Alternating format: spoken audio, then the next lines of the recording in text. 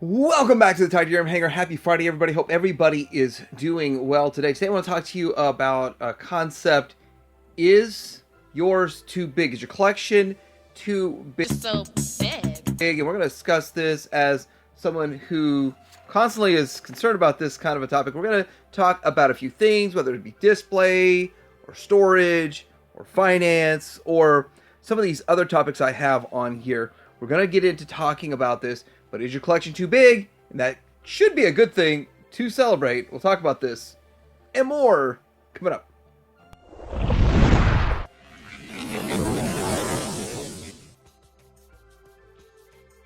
So first of all, we got to talk about displays. Are you adequately able to display your collection? And there's a whole lot of aspects to it, and that in alone could be a whole video talking about displays, which I think I've done that a few times. But with that, I just want to show this picture, and this picture is one that shows kind of what I got going on one of my displays, and it's a pretty big display, and so I'm able to fit a lot of figures in there. Try to keep as much empty space or shorter figures in the middle to kind of be able to see all the figures. And so number one, can you see all your figures, or at least 60% of them, or the vast majority of your figure in your display? And with that, if you can do that, then that's pretty good. It's actually an old picture, and I like some of these old pictures for some reason. It's kind of fun.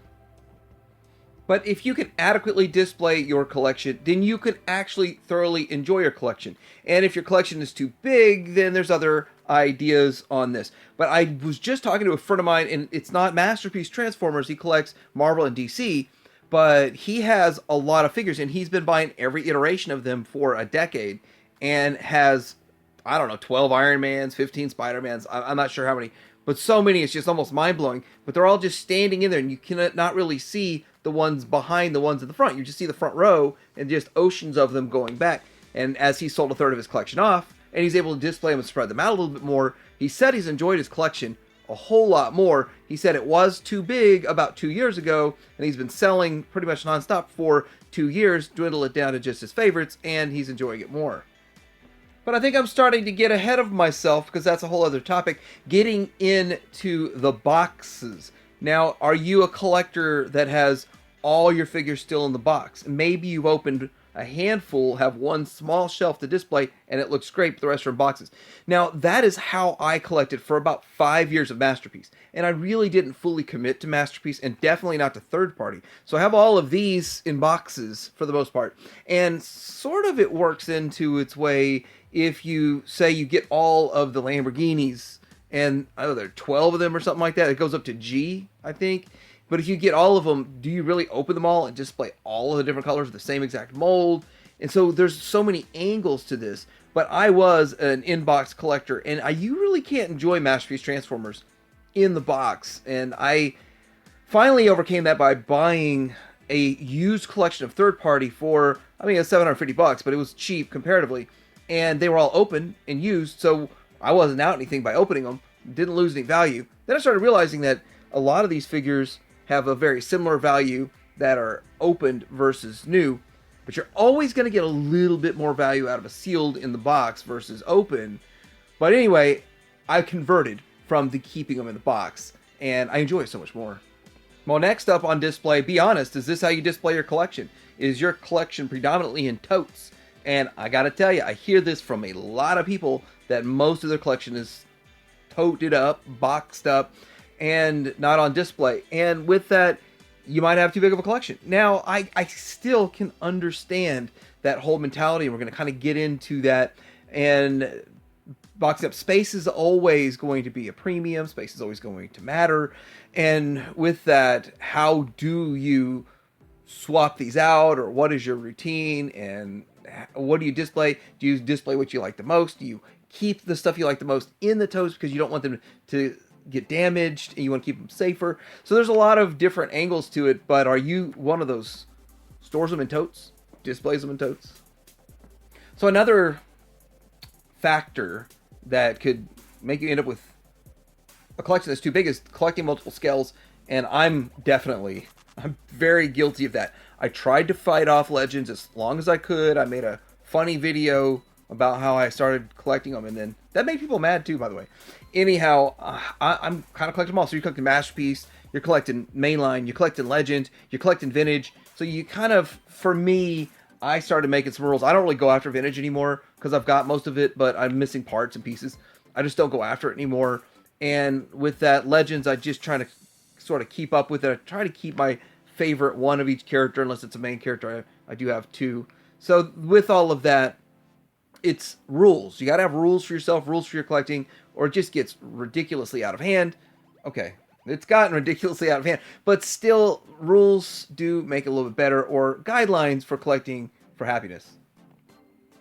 So next we get into collecting different lines. Now, this is about Masterpiece Transformers. Of course, we talk about Masterpiece Transformers on Fridays.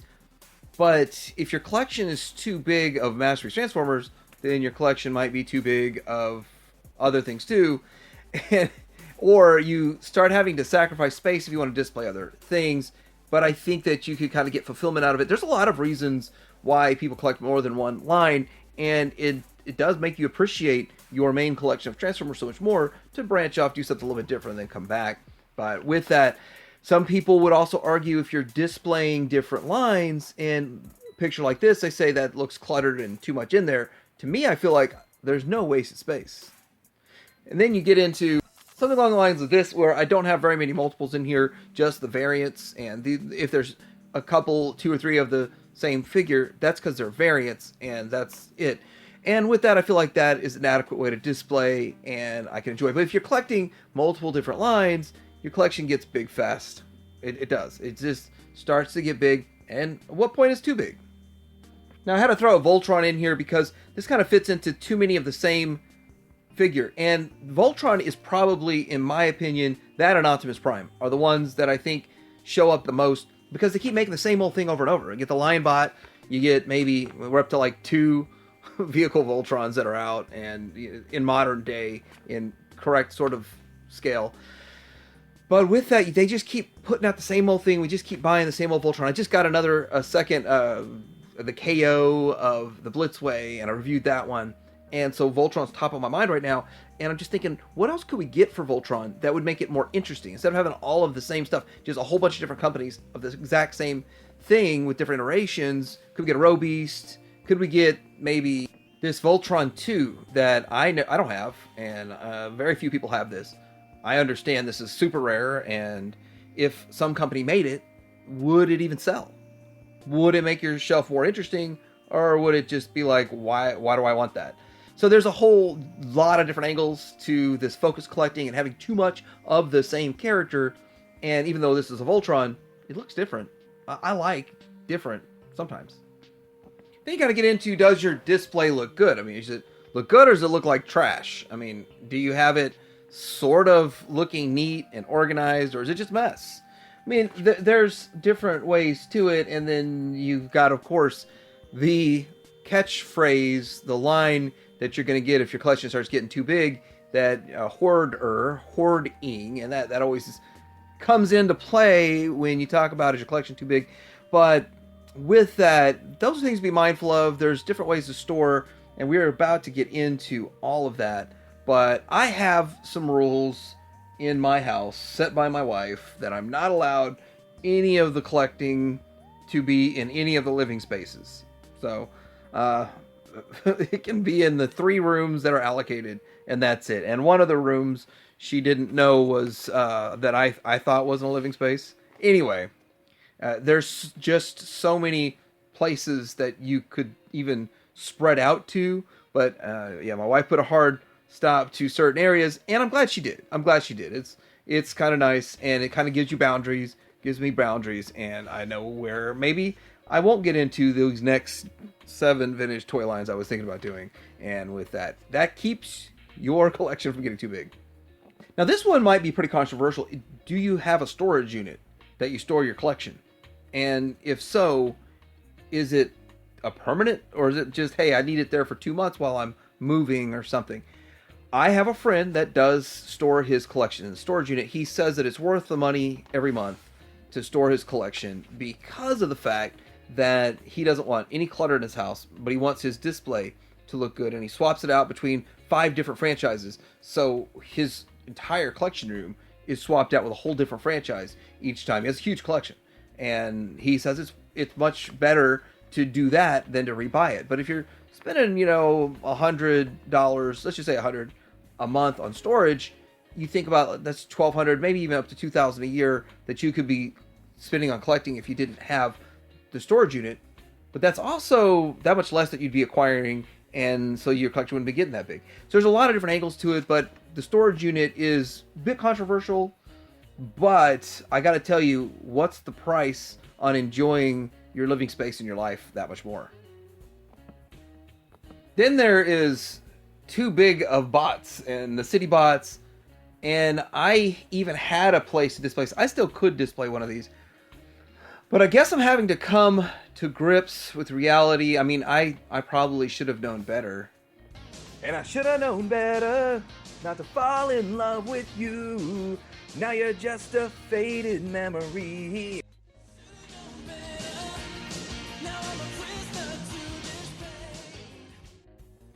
Alright, in all honesty, I don't really know where that came from. Maybe it's a combination of too much 80s on 8 on Sirius Satellite, and combination of also coming to the grips with reality that this may never, ever happen.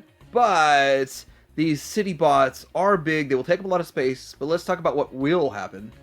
This Lumen Resources is making a Metroplex. It does look pretty good.